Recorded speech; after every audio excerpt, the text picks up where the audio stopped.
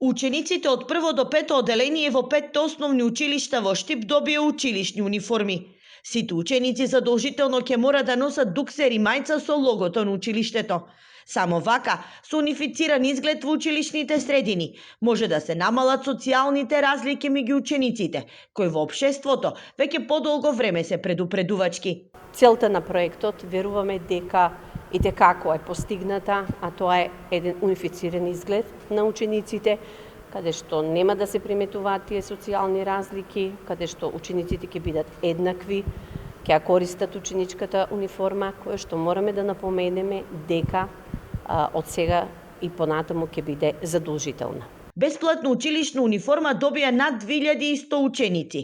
Во буџетот се предвидени пари и за учениците од предметна настава.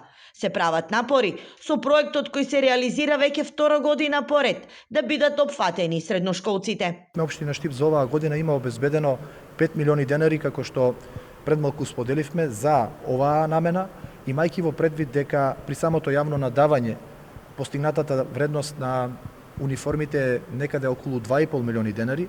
Останатите средства сигурно ќе бидат искористени со оглед на тоа што веќе се предвидени во вкупен износ од 5 милиони денари, за да можат да бидат опфатени и останатите основци во рамките на основните училишта.